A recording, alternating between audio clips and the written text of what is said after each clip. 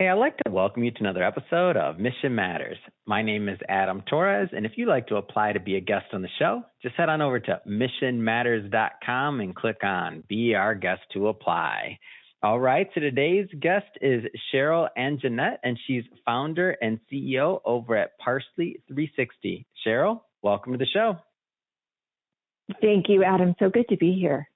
All right, Cheryl. So we got a lot to talk about today. So we'll get into, of course, Parsley. We'll also talk about emotionally intelligent AI and what that looks like. And also, you got a TEDx talk coming too. Lots of things to talk about today, Cheryl. But to get us started, we'll start this episode the way that we start them all with our Mission Matters Minute. So, Cheryl, at Mission Matters, our aim and our goal is to amplify stories for entrepreneurs, executives, and experts. That's what we do. Cheryl, what mission matters to you? Well, Adam, at Parsley, our mission is to be an indispensable ally for businesses to help them understand and nurture their greatest asset, which is their people. Great. Love having mission-based individuals on the line to share, why they do what they do, how they do it, and really what we can all learn from that so that we can all grow together. So great to have you on today. And I guess just to get us kicked off here, when did you get interested in AI and this concept? Like when did it suck you in like it's got everybody else's attention? I started to play with AI, I would say just over a year ago. So it was the spring of 2023. And I was just using it like so many of us do for logical applications, task related, writing, some little social media types of posts, that sort of thing. And just kind of curious about it. But I think technology is a tool. And so I started to think about real world applications, and I started to think about the problems we're trying to solve, the big ones. And I thought, well, how can this help us accelerate the solutions to those problems? And that's where I really started to dive in.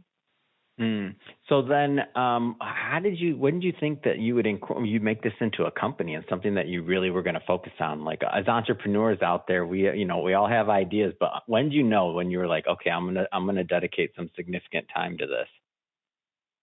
I was on a walk with my dog. I think those are the I love it. The walk thing works for me. I get so much inspiration from a walk or a drive. It makes me wonder why I ever show up to the office. No, go ahead. 100%. You let your mind wander. You're not as focused on a task. And I just started to think about this big problem that I thought about my frustrations in solving this problem of people being really happy at work and thriving at work, and companies thriving, not just the people, but the companies. So it's all stakeholders, the company at large, the teams, the individuals.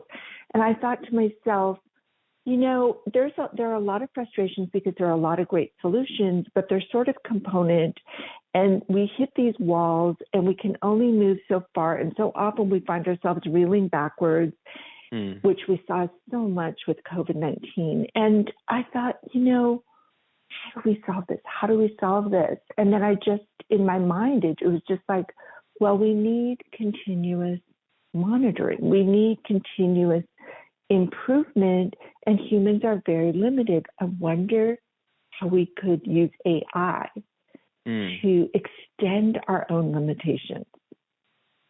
And so now, So now you have this walk, you have this idea. Now, what happens next? Well, next, I really just started to dive more into AI. What is it? How does it work? Who's playing in this field? What's hype and what's real? Because there's a lot of hype out there. Oh, yeah. And, not only what can it actually do right now, but what's the potential? Where is this actually going? What do we know and what do we not know? And so I just started to listen in to others. And it's difficult, Adam, because so many people call themselves AI experts. And it's, there are a lot of dimensions to that, so I won't dive into it. But I had to kind of sift through and really just hear others' ideas, others' awareness, others' experiences, So more than anything, I was a really good listener, a really good observer. I just spent my time trying to filter through, talk to people, and network to people that knew more than I did. That's interesting because I feel like did you have a technology background before this, by the way? I'm just curious. No, I'm not a technologist. I was always in marketing, performance improvement, but a lot of the positions I held at the very senior level were in marketing and communications. But I've been at the helm of some pretty big, systems engineering, developing apps, that sort of thing, the way somebody at a senior marketing level would be. So I've worked closely with technology, and I understand sort of that in-between gap between marketing and how we're using the technology and those behind the scenes that are, really making things happen. There's an overlap that we need to pay attention to, almost like I call it the middleware. We need to pay attention to. So I've stepped into that enough that I'm better than most in the marketing field, but not as good as others at asking better questions. Were you always an entrepreneur too? Growing up, was that always something that you were kind of like had the bug, or? Well, my father was an entrepreneur, and so I was marinated. Somebody gave you the influence. I got it. My dad was too. Fearless.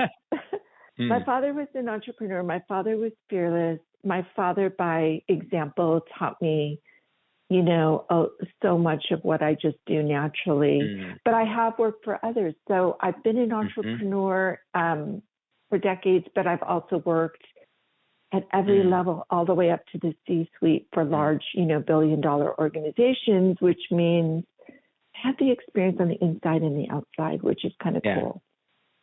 So when you came up with this idea and you're going to launch this business, as all entrepreneurs find out pretty quickly, of course the C's part and everybody's excited and everybody helps out. It's usually not like that. I'm just curious, how did everybody receive this? They're like, okay, Cheryl, you're going to start an AI company? I think it's amazing, by the way. I'm just curious what your experience was. And I asked this question because, there's other entrepreneurs out there right now that are launching, that'll be listening to this, that are launching businesses that are, going through, their initial stages. And I'm just wondering what yours was like. Like, how'd your support system react? Well, my closest support system, which is my husband and my son, who's an adult, were incredibly supportive. They've always got my back. That's amazing. And so they were just like, wow, this is really interesting. They know how my mind works. And so they were just right. They're like, we're going to be hearing a whole lot about AI in the near future, son or dad, Mom's going to do it, which is amazing. That's amazing. I love it. Yeah. And of course, my dog, he's all in.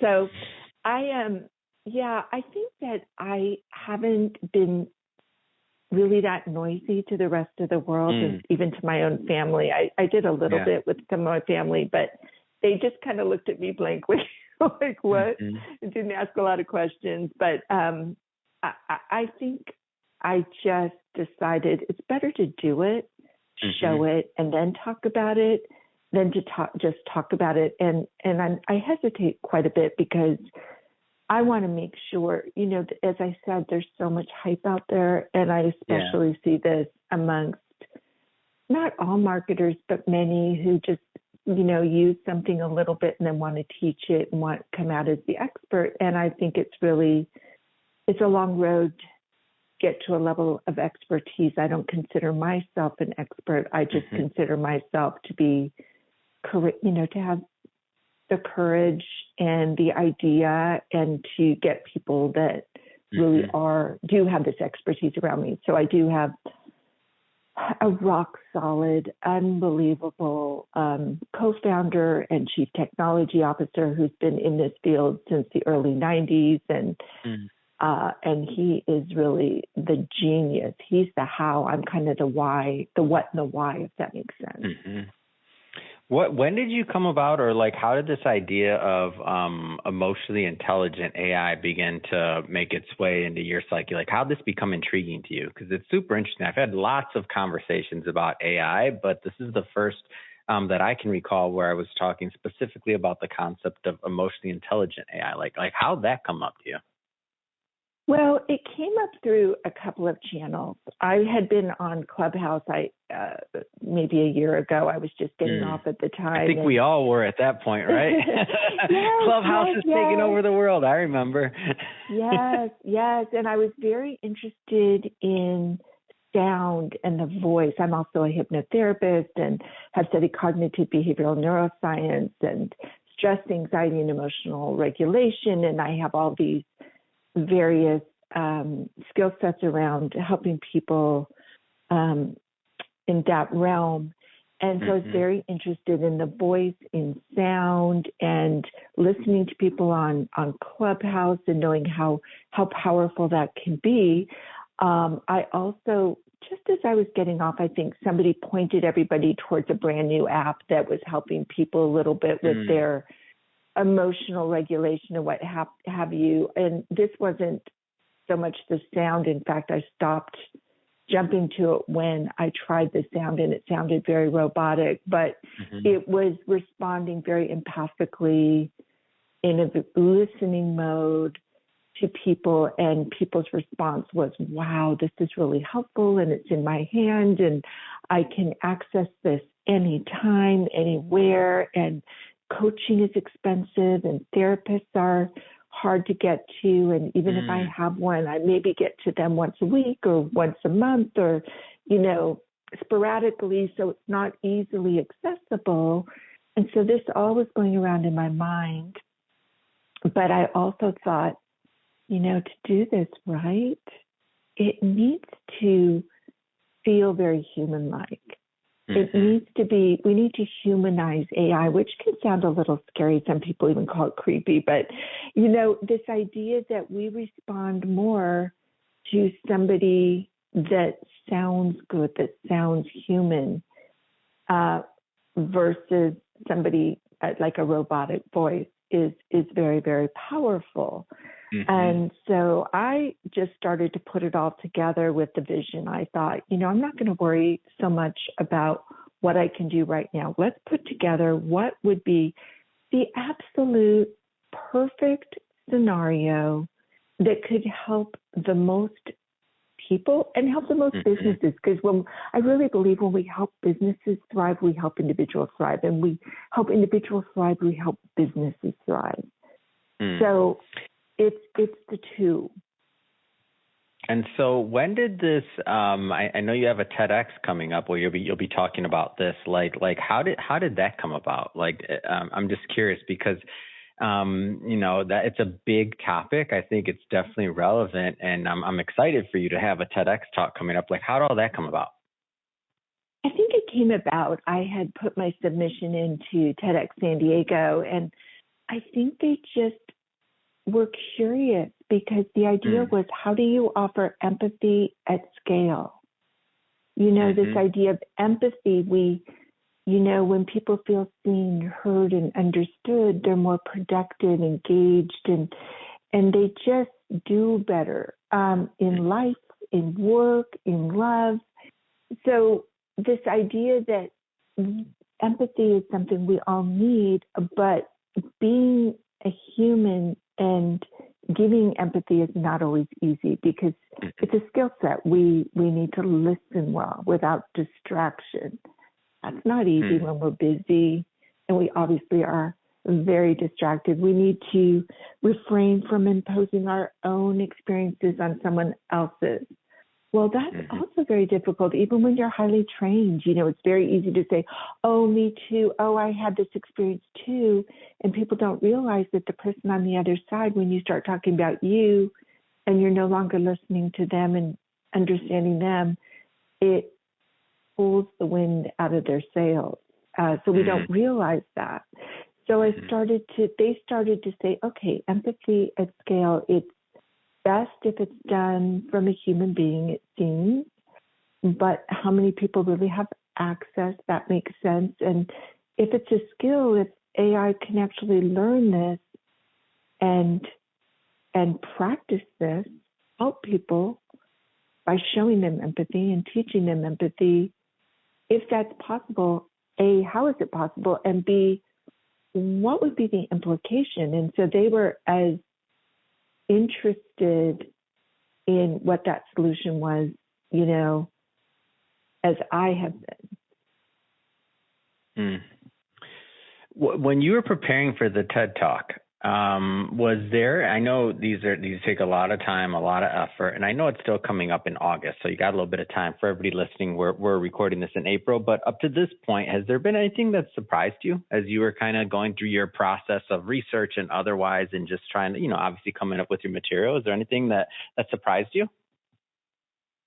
About the TED Talk, I think it's really this balance of wanting to connect to an audience and make sure that when they walk away, that it's touched them and that they remember something, that it really is an idea that not only is worth spreading, but now, I think TED is changing the name to Ideas That Change the World or something along those lines, that it has an impact, because we can talk and talk and talk and understand something, but how much do we really walk away with?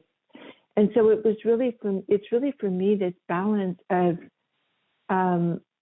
making sure that it's relatable and it's understandable, but it gives people something that helps them move forward, that improves their lives. So this has been the challenge, and the challenge is always also making it tight, making it shorter, not necessarily too long. I think people have shorter attention spans. And, what's that old saying? If I had more time, I'd write you a shorter letter. It's difficult. It's challenging, I would say, to get that just right. So I am still working on it. But what I love about TEDx, especially, they're independently organized, so TEDx San Diego, I should say, is they really do give you so much support. I mean, they're just right there with you. And so, we have our individual coach, and they really have the expertise. So that's amazing. That is amazing. That's great to hear. And looking at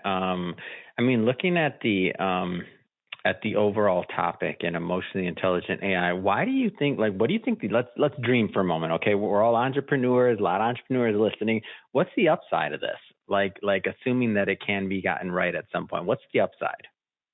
Well, the upside, there's so many upsides. One is it democratizes access to coaching. It democratizes access to somebody having, help at their fingertips, whether it's 3 a.m. or wherever they live in the world. If they have a device, they have somebody that's empathetic, that's emotionally intelligent, that can help them, not just as a companion, feel less lonely, help them feel understood and seen, but can coach them through, give them some baby steps. What's next? How can I do this? Have it, I say someone because it really is an AI. So what is that? Algorithms and neural networks. I always say computational genius without a heart, but it can be still heartfelt because it has the right words and the compassionate words to help somebody with that. And then it can be there to help people reach their goals, set their goals, reach their goals, just kind of helping them if they start to slip back, because we all do, to stop the backward slide and then again move forward. So it's amazing what it can do at the individual level, at the team level, helping our teams understand each other better, to work more in sync, create that synergy at the organizational level, helping the organization to understand how to better support their people, how it really impacts, understand what the business case is for this, and how it really does impact productivity and burnout and attrition, all the things, innovation. There's so much upside. I agree. And I'm hopeful. Like, I think there's so many amazing applications, and obviously there's two sides to the argument, and I'm hopeful that, as humans, we're going to get it right. But that being said, Cheryl, we're about out of time for this episode. If somebody wants to learn more or connect and learn more about Parse.ly, how do they do that? Sure. Well, we can be found on the web at www.parsley360.com. or info@parsley360.com. Those are probably the easiest ways. I'm Cheryl Anjanette, so you can find me on LinkedIn, Cheryl with an S, and Anjanette, ANJANETTE. Would love to connect also on LinkedIn, and we'd love to hear from you. We would love to hear your questions, your ideas. And we are, going to be rolling out fairly soon here, so look for us. Amazing, and we'll put the links to the for the audience. We'll put the links in the show notes to the website. So you just have to click on the link to head right on over. And speaking of the audience, if this is your first time with Mission Matters, this is a daily show. Each and every day, we're bringing you new episodes, new entrepreneurs, new ideas. If you haven't hit that subscribe button yet, hit that subscribe button, because we have many more entrepreneurs booked for you coming up on the way, and we don't want you to miss a thing. Cheryl, this has been so much fun, and thank you for educating me a little bit more on what it means to have emotionally intelligent AI, and I look forward to seeing this TED Talk. So thanks again, Cheryl. Thank you, Adam. Bye-bye.